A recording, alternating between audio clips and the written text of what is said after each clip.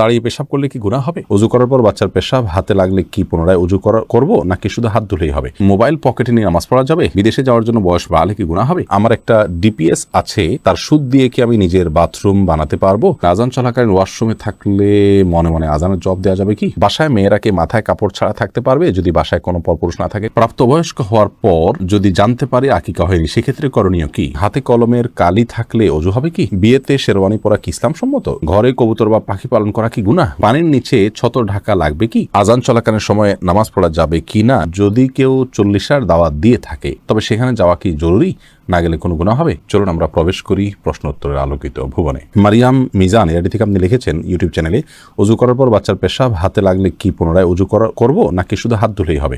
না, পুনরায় ওযু করার দরকার নেই। বাচ্চার পেশাব যদি হাতে লেগেছে আপনার ওযু অবস্থায়, তাহলে যে অংশে হাতে লেগেছে ওই অংশটা পানি দিয়ে ধুয়ে ফেললে চলবে। তামিম খান আপনি লিখেছেন মোবাইল পকেটে নিয়ে নামাজ পড়া যাবে? উত্তর হলো যাবে, কোনো অসুবিধা নেই, তবে নামাজ যাতে মনোযোগ নষ্ট না হয় সেজন্য চ্যানেল ইত্যাদি করে নেওয়া উচিত। জুমানা ইসলাম আপনি লিখেছেন বিদেশে যাওয়ার জন্য বয়স বাড়লে কি গুনাহ হবে? বিদেশে যাওয়ার জন্য যদি বয়স বাড়িয়ে লিখতে হয় যে এত বছর না হলে সেটি করা যাবে না, তাহলে সেক্ষেত্রে আপনি ওই বয়স বাড়িয়ে লিখেছেন, অবশ্যই সেটি গুনাহের কারণ হবে, কারণ মিথ্যা বলা সর্বাবস্থায় ইসলাম হারাম করেছে। এমডি আবির আপনি লিখেছেন আমার একটা ডিপিএস আছে, তার সুদ দিয়ে কি আমি নিজের বাথরুম বানাতে পারবো? ডিপিএস এর সুদ দিয়ে আপনি নিজের বাথরুম বানাতে পারবেন না, কোনো গরিব মানুষকে বা পাবলিক টয়লেট ইত্যাদি করে দিতে পারেন, নিজে করবেন না। ফারজানার সাথে আপনি লিখেছেন আজান চলাকালীন ওয়াশরুমে থাকলে মনে মনে আজানের জবাব দেওয়া যাবে কি? মনে মনে আজানের জবাব নয়, আজানের জবাব দিতে হবে মুখে। আপনি বাথরুমে থাকলে সেখানে তো আল্লাহর নাম উচ্চারণ করবেন না, এই জন্য আজানের পরপর যদি বের হন তাহলে বাইরে এসে আপনি আজানের জবাব দিতে পারেন, অথবা আপনি দিবেন না। মনে মনে দিলে আপনি সেটা দিতে পারেন, আল্লাহর কাছে সবার আশা করতে পারেন যে আমি চেষ্টা করেছি, আল্লাহ তাআলা সেজন্য সব দিতেও পারেন, কিন্তু আজান মূলত জবাব দিতে হবে মুখে, বাথরুমে সেটা করা যাবে না। অতএব করতে পারছেন না সেজন্য মনে মনে আপনি দিতেই পারেন আপনার মনের সান্ত্বনার জন্য, এবং আল্লাহর কাছে সবার আশাও আপনি করতে পারেন। তাহমিনা খাতুন লিখেছেন শীতের দিনে অনেকে মুজাফরে সালাত আদায় করেন, এটাতে সালাত হবে কিনা? শীতের দিনে যদি মুজাফরে সালাত আদায় করেন কোনো অসুবিধা নেই, হয়ে যাবে। মুক্তি ইসলাম আপনি লিখেছেন বিসমিল্লাহ বলে ওযু শুরু করলে ওযু হবে কি? কোনো সূরা পাঠ না করে বিসমিল্লাহ বলে যদি আপনি ওযু শুরু করেন তাহলে ওযু হয়ে যাবে।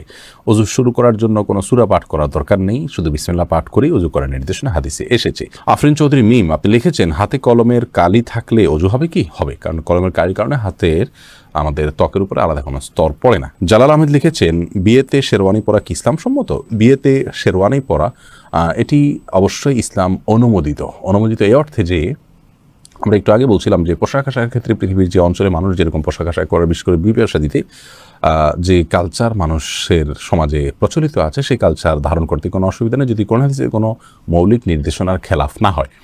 অতএব পোশাক আশাকের ক্ষেত্রে আমরা এরকম পোশাক পরতে পারবো না এরকম নিষেধাজ্ঞা নেই, শেরওয়ানি পরা যাবে না এমন কোনো কথা নেই, বিধায় শেরওয়ানি পরাতে কোনো সমস্যা নেই, বরং বিয়ের দিন বিশেষ পোশাক পরাটাই হলো কাম্য। এফএন নীলা আপনি লিখেছেন প্রাপ্তবয়স্ক হওয়ার পর যদি জানতে পারে আকিকা হয়নি, সেক্ষেত্রে করণীয় কি? বয়স্ক হওয়ার পরও আকিকা দেয়া যায়, এটি বেশিরভাগ ইমামদের মত। অতএব আকিকার যদিও সুন্নাহসম্মত সময় হলো 7ম, 14তম বা 21তম দিন, সেদিনগুলো পার হয়ে গেলেও আমরা আকিকা দিলে আকিকা হয়ে যাবে। এসকে এমডি ফরিদ আপনি লিখেছেন পানির নিচে ছতর ঢাকা লাগবে কি? পানির নিচে ছতর ঢাকা আবশ্যক নয় যদি সেটা উপর থেকে কেউ না দেখে। এরপরে এমডি লোকমান হোসেন আপনি লিখেছেন লাইগেশন করা জায়েজ আছে কি? লাইগেশন হলো স্থায়ী জন্ম নিয়ন্ত্রণ করার পদ্ধতি, যদি আমি ভুল না বলে থাকি, এটা জায়েজ নয়। স্থায়ীভাবে জন্ম নিয়ন্ত্রণ করা ইসলামের দৃষ্টিকোণ থেকে জায়েজ নয়। সাময়িক যে জন্ম নিয়ন্ত্রণ করার পদ্ধতি আছে সেটি বিভিন্ন উপায় হতে পারে, আপনার কপাটি পরে হতে পারে, বা আরও বিভিন্ন আপনার টেকনিক বা সিস্টেম আছে, সেগুলোর মাধ্যমে অস্থায়ীভাবে জন্ম নিয়ন্ত্রণ করা যেতে পারে। হাসনা রাতন আপনি লিখেছেন যদি কেউ 40 দাওয়াত দিয়ে থাকে তবে সেখানে যাওয়া কি জরুরি? না গেলে কোনো গুনাহ হবে? যাওয়া তো জরুরি মোটেই না, কারণ 40 যে আনুষ্ঠানিকতা এটি ইসলাম সম্মত আনুষ্ঠানিকতা নয়, এটা হিন্দুদের বিভিন্ন কালচার থেকে আমাদের সমাজে এসেছে, বিধায় আমরা সেগুলোতে যাব না, সেগুলো অ্যাভয়েড করা উচিত, কারণ সুন্নাহ বিরোধী কোনো কাজে মুসলমান যথাসম্ভব যাওয়া উচিত নয়। বেদনা নীল আকাশ আপনি আইডি থেকে লিখেছেন সাধারণ কিছু কারণে আমার স্বামী আমাকে বাবার বাড়ি যেতে দেয় না, এ ব্যাপারে ইসলাম কি বলে?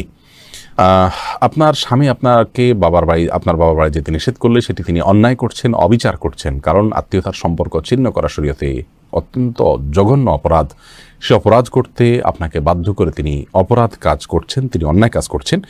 আমরা আপনার স্বামীর প্রতি আকুল আবেদন রাখবো তিনি যেন তার এই ভুল অবস্থান থেকে ফিরে আসেন, আল্লাহ তাআলা তাকে সেই তৌফিক দান করুন। আর আপনি যদি পারেন তার এই অবিচার থেকে নিজেকে দূরে সরিয়ে রাখতে এবং আপনি আপনার আত্মীয় স্বজনের সাথে গোপন যদি সম্পর্ক রাখেন সেটা আপনার জন্য গুনাহ হবে না, তবে আপনাদের মধ্যে যেন কোনো ভুল বোঝাবুঝি না হয় সেদিকটা আপনাকে খেয়াল রাখতে হবে। এমনি নাজমুল হক আপনি লিখেছেন, রুমে যদি বন্ধ অবস্থায় টিভি থাকে তাহলে কি নামাজ আদায় করা যাবে? রুমে বন্ধ অবস্থায় টিভি থাকলে সেই রুমে যদি আপনি নামাজ পড়েন তাহলে সালাত আপনার হয়ে যাবে। বিশেষ করে যদি টিভি বন্ধ থাকে তাহলে তো কোনো অসুবিধা নামাজ হয়ে যাবে, আর যদি টিভি চালু থাকে তাহলে সেক্ষেত্রে মনোযোগ নষ্ট হবে, এই জন্য অন্য কোথাও সালাত আদায় করা উচিত। আখিরি নবীর উম্মতে আইডি থেকে লিখেছেন, ঘরে কবুতর বা পাখি পালন করা কি গুনাহ? ঘরে কবুতর অথবা পাখি এগুলো পালন করাতে কোনো অসুবিধা নেই, কারণ পাখি এই পশু এভাবেই পালন করা হয়ে থাকে। বিশেষ করে পাখির ক্ষেত্রে যে পাখিগুলো খাঁচায় পালনযোগ্য এভাবেই সেগুলো বেড়ে উঠেছে, জন্ম হয়েছে, জাতটাই এরকম, তাহলে সেগুলো পালা দোষণীয় নয়। তবে যে পাখি বাহিরে উড়ে চড়ে বেড়ায় সেগুলোকে বলপূর্বক আপনি বেঁধে রেখেছেন এবং খাবার দিচ্ছেন না, এরকম যদি হয় সেটাও জুলুম হবে। এরপরে সাদিয়া আফরিন আপনি লিখেছেন, আমার একটা প্রশ্ন ছিল, তা হচ্ছে আমরা সাধারণত মেয়েরা যখন বাথরুমে উজু করি ওড়নাটা বাইরে রেখে যাই ভিজে যাওয়ার ভয়ে, মাথায় কাপড় ছাড়া উজু হবে কিনা? মাথায় কাপড় ছাড়া উজু হবে, কোনো অসুবিধা নেই। আপনি উজু করতে গেলে মাথায় কাপড় দিলে তো বরং কাপড় ভিজবে, এটাই তো স্বাভাবিক। আপনি মুখের চুলের গোড়া থেকে নিয়ে আপনার কানের লতি পর্যন্ত সব যখন ধুইতে যাবেন তখন তো আপনার ওড়না ভিজে যাবে, অতএব ওড়না খুলে উজু করতে কোনো অসুবিধা নেই। গোলাম আজম আপনি লিখেছেন, আমার অফিসে স্যারদের স্যালুট দিতে হয়, এখন স্যালুট দেওয়া কি জায়েজ হবে? স্যালুট দেওয়ার ক্ষেত্রে আপনি যেহেতু শরীরের কোনো বিধান লঙ্ঘন করতে হচ্ছে না, আপনি মাথাটা আপনার সোজা টান রেখে আপনি স্যালুট দিচ্ছেন বিধায় হারাম হবে না, চাকরির খাতিরে এটা আপনি করতে পারেন। আইডি থেকে আপনি লিখেছেন, নামাজের সময় আম্মু কোনো কাজের আদেশ দিলে কি করব? যদি নফল নামাজ হয় আর আম্মুর এই কাজটা খুব বেশি গুরুত্বপূর্ণ হয়, ডাক শুনে বুঝতেছেন যে খুব জরুরি, আম্মু খুব সিরিয়াসলি ডাকছে, তাহলে আপনি নফল নামাজ ভেঙে আম্মুর কথা শুনবেন, পরবর্তীতে সে নামাজ পড়ে দিবেন। আর যদি ফরজ নামাজ হয় তাহলে আপনি নামাজ শেষ করে যতটুকু তাড়াতাড়ি করা সম্ভব করে তারপর আপনি আম্মুটাকে সাড়া দিবেন। জায়নামাজে আপনি লিখেছেন, জায়নামাজের দোয়া কি পড়া লাগে আর মেয়েরা কিভাবে সেজদা দিবে? জায়নামাজের দোয়া বলতে শরীয়তে বিশেষ কোনো দোয়া নেই। আমরা জায়নামাজের উপরে দাঁড়িয়ে সরাসরি সালাত শুরু করব। আমরা যে ইন্নেওয়াজ যেহেতু এরকম একটা দোয়া শিখেছি জায়নামাজের নামে, এরকম কোনো বিশেষ আপনার দোয়ার কথা কোরআন হাদিসে কোথাও বলা হয়নি। সোহানা সুলতান আপনি লিখেছেন, অজুর সময় ঘাড় মাসে করার বিধান কি? অজুর সময় ঘাড় মাসে করাটা বিশুদ্ধ কোনো হাদিস দ্বারা প্রমাণিত নয়। এক্ষেত্রে অনেকগুলো বর্ণনা আছে, এই বর্ণনাগুলোর বেশিরভাগই আপনার অগ্রহণযোগ্য, অনেকগুলো জাল, অনেকগুলো জয়ীফ। এক্ষেত্রে অনেক ওলামায়ে কেরাম এটাকে মুস্তাহাব বলে থাকেন, কিন্তু মুস্তাহাব বা সুন্নাহ, বিশেষ করে সুন্নাহ সাব্যস্ত হওয়ার মতো দলিল নেই। যে দলিলগুলো আছে সেগুলো যে সমস্ত ওলামায়ে কেরাম মুস্তাহাব মনে করে থাকেন, কারোর কাছে দলিলটা অধিকতর শক্তিশালী মনে হলে তিনি আমল করবেন, কিন্তু আমরা এটাকে শক্তিশালী মনে করি না। এ সম্পর্কে দলিলগুলোকে পর্যালোচনা করলে মনে হয় যে ঘাড় মাসের বিষয়টি মানে হাদিস দ্বারা সাব্যস্ত নয়। বাসায় মেয়েরা কি মাথায় কাপড় ছাড়া থাকতে পারবে? যদি বাসায় কোনো পরপুরুষ না থাকে কোনো অসুবিধা নেই, মেয়েদের সবসময় যে কাপড় দিয়ে থাকতে হবে একাকি থাকলেও এমন কথা কোনো হাদিসে বলা হয়নি। সাদিয়া মেহজাবিন তুরনা আপনি লিখেছেন, হাতে বড় নখ থাকলে কি ওযু হবে? হাতে যদি বড় নখ থাকে তাহলে সেক্ষেত্রে এটি অন্যায় কথা, এটা গুনাহের কথা, কারণ মুসলমান নবী করিম সাল্লাল্লাহু আলাইহি ওয়াসাল্লামের যে সুন্নাতে দায়েমা বা সুনানুল ফিতরাহ সেগুলোর উপরে আমল করার চেষ্টা করবে। হাতে বড় নখ রাখা উচিত নয়, কিন্তু যদি বড় নখ থাকে এবং তিনি অজু করেন, অজু হয়ে যাবে, সেটা সম্পূর্ণ ভিন্ন বিষয়। মোহাম্মদ নুরুন নবী লিখেছেন, ইদ্যত পালন কতদিন করতে হয়? ভাই নুরুন নবী, ইদ্যত পালনটা কে করবেন এটার উপর ভ্যারি করবে। যদি কারো স্বামী মারা যায় তাহলে সেক্ষেত্রে 4 মাস 10 দিন ইদ্যত পালন করবেন, আর যদি কেউ তালাকপ্রাপ্ত হন তাহলে সেক্ষেত্রে 3 মাস তিনি ইদ্যত পালন করবেন, 3 মাসে ইদ্যত পালন করবেন, এটা ভ্যারি করবে। এরপরে আজান চলাকালীন সময় নামাজ পড়া যাবে কি না, এমডি আলাউদ্দিন আপনি প্রশ্ন করেছেন। আজান চলাকালীন সময় সালাত পড়া যেতে পারে, আজান চলাকালীন সময় যে নামাজ পড়া যাবে না এমন কোনো কথা কোরআনে কোথাও বলা হয়নি। তবে হ্যাঁ, আপনি জানেন যে এখনই আজান শুরু হবে, তাহলে আজানের জবাব দেওয়া সুন্নাত, সেজন্য শেষ সুন্নাতটা পালন করে তারপর আপনি সালাত পড়বেন। এরপরের প্রশ্ন হলো, দাঁড়িয়ে পেশাব করলে কি গুনাহ হবে? দাঁড়িয়ে পেশাব করলে সেটা অনুচিত এবং অনুত্তম হবে, কারণ হলো দাঁড়িয়ে পেশাব করলে তার ছিটা আমাদের গায়ে এসে লাগে, অথচ পেশাবের ছিটা থেকে বাঁচার জন্য নবী করিম সাল্লাল্লাহু আলাইহি ওয়াসাল্লাম তাকিদ দিয়েছেন। কবরের আযাবের অন্যতম একটা বড় কারণ হলো পেশাব থেকে ভালো করে পরিচ্ছন্ন না হওয়া। এই জায়গা থেকে দাঁড়িয়ে সচরাচর পেশাব করা উচিত নয়।